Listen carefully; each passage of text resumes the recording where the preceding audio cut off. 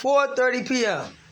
August 19th. Now, see, I'm going to show y'all what I'm talking about and why I say that violence should only be for self-defense. Now, I'm going to show you what I'm talking about. Do y'all notice, my black people, that this country makes a lot of money off of monetizing black people's misery, suffering, or monetizing the things that black people do in order to, you know what I'm saying, cope with all of the things our people have suffered in this country. Like, for example, rap music. Do you notice that they do that with everything? Not just rap music. They did it with the soul music, the R&B, the stuff from Motown, all of that. Even though Motown, Berry Gordy he made certain that he got rich out of it because he was in charge of Motown, but his artists, it's coming out now, his artists did not. His artists were jerked around and jacked around financially in ways by Berry Gordy, just like what's his name did. What's his name? Don King with the crazy hair, who I knew from since I was a child, Don King distracts everybody with his crazy hair and smiling all the time, smiling, because that's how he distract you while he rob you blind. If you don't look at them contracts and read them contracts and financially literate, shit, you wind up like Mike Tyson, the greatest fighter of all time, who he robbed blind. And that wasn't the only one who he robbed. But that was the one he robbed the most, I think. He made the most money off of robbing. He even admitted it at one point that he did. He made a joke out of it. That he had robbed him and I think Larry Holmes or somebody said he robbed Mike Tyson and Larry Holmes. That's why Mike Tyson jumped on him and they didn't talk about that. But anyway, so absolutely, if you are not financially literate, no matter what your talent is, you will not be able to compete once you get to a certain level. No matter if you got the greatest talent in the world, like a Michael Jordan or Oprah, LeBron, or whoever, Kobe, whoever, you got to be financially literate. That involves reading. It doesn't involve just trusting your homeboy. Yeah, you look after this for me because I know you know something about, finances. Or it doesn't involve just trusting a financial planner. You got to have like two financial planners and two lawyers so that can't stand each other, so they can keep eye on everybody. Everybody keep an eye on everybody else. And nobody can sign off on nothing for your money without you putting your signature too, and a fingerprint. Like, that's how it would be. You got to have my signature, my fingerprint, and their signature and their fingerprint for them to do anything on my behalf, But that's how I would get down. But anyway, that's what I'm letting y'all know. So they monetize off of black people. They've been doing it forever with the slavery. Then when they couldn't do the slavery anymore, then it was indentured servitude. Then it was getting them in with the sharecropping and, the greasy banking practices and not wanting black people to have land ownership or home ownership, business ownership. There was a businessman, I forget where he was. Tragic. I got to look him up again. That they basically attacked him, lynched him, killed this man in horrifying ways, tormented and tortured his family until they sold the property. Simply because he was a business owner and he was, he was financially prosperous, and he was black, and they didn't like that. And so they accused him of disrespecting a white woman, the Karen shit that goes on now. And what did they do to him? Oh my God. They took his life in a horrifying variety of ways and tortured him and all kinds. Like, they took him to the jail for this shit and they broke him and they busted and took him from the jail. When the sheriff let him out a side door, they were all waiting out there, like 1,000 whites. I don't remember how many. I mean, it was a lot. And he was just basically tortured and lynched for being prosperous. So he's only one of many that things like that have happened in a variety of ways.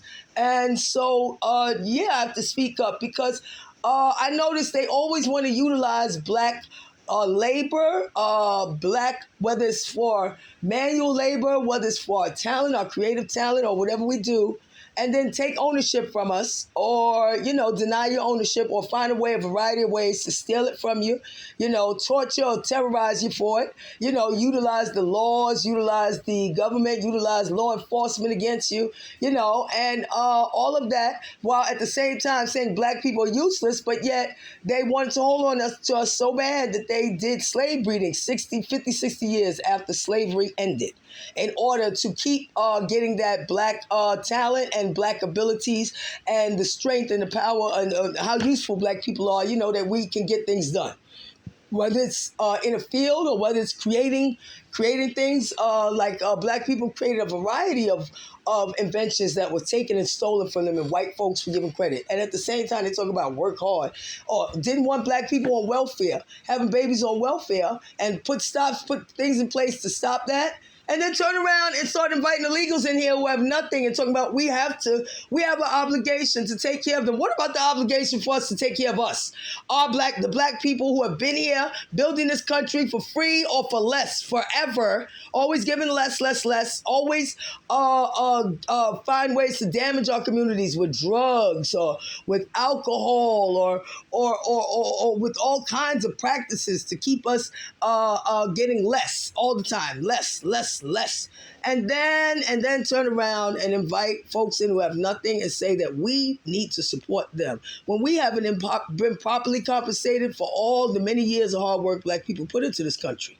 We haven't been, and turn around and say, well, never mind that, we got to help them. And guess what? They said, they don't think y'all deserve reparations, because that's discriminatory to them. That y'all be giving reparations for all those years of free labor and terror and murder, rapes, and everything that our people suffered through. And these foreigners who came here and suffered through none of that decided it was discriminatory. They're going along with the white supremacist thing, that no, black people have done nothing and they don't deserve anything. Really? Then what in the world would make them deserve anything when they clearly haven't done anything? They've only been here since like the late 60s and 70s. Huh? Yo, stop it with the semantics, ass backwards, hustling backwards, just common sense ass backwards. No common sense at all to the situation. And black people, we supposed to bobblehead and go, yeah, like we from West Bubblefuck, New Jersey. You're right. We haven't even been properly compensated ever, taken care of ever in this country, while white folks have always been first in line and properly compensated for everything. And now we're pushed to the back behind endless foreigners. Nah, miss me with the bullshit.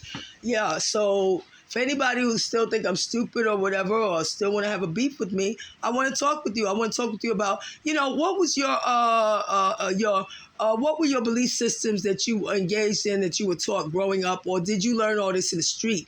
These negative behavior patterns you do where you try to attack black people, or like that dude who said he was rescuing his uncle who ran up to break the glass. He was very violent, or triggered or instantly to violence. Far above and beyond the situation. Nobody was being violent. Nobody was being hurt. He introduced the violence. Yeah. And then they stood right there and lied on me, him and his fake-ass uncle, when I know he's probably somebody who lived in the building who decided to say, that's my uncle. But he wasn't out there when all the shit was going down afterwards with his uncle, making sure his uncle was okay.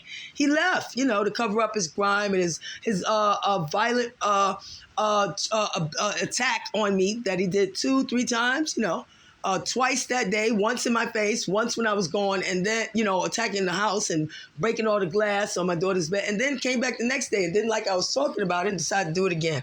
So I want to know what danger he felt he was in the next day. He felt him and his uncle was in the next day when I was in my house talking about what had happened, and he didn't like that. Yeah, I want to talk to all of y'all. Yeah, there's no beef and no problem. I just want to have a convo with you. And that's the one thing y'all don't want to do. Y'all don't want to answer for y'all questionable violent activities. Y'all want to play the stupid game, No, fuck that. We're going to try to find a way to make a problem with that bitch so she can argue with us and then we can jump her again.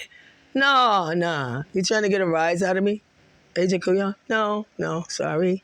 I just want to have a combo with y'all. Y'all don't have a problem with that, right? Y'all okay with violence, breaking windows, smashing heads, threats, talking about want to make my daughter suck your dick, want to cut my daughter's throat, rape her, gang rape her, cut her throat, throw in the river.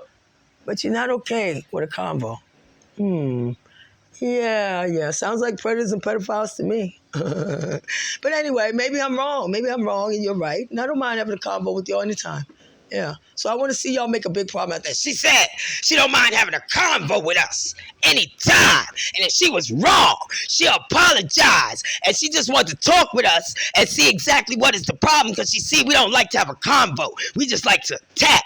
And we don't like that. The fuck, mate? We don't want to talk with her. We want to attack her again. She's supposed to keep arguing. Isn't that right?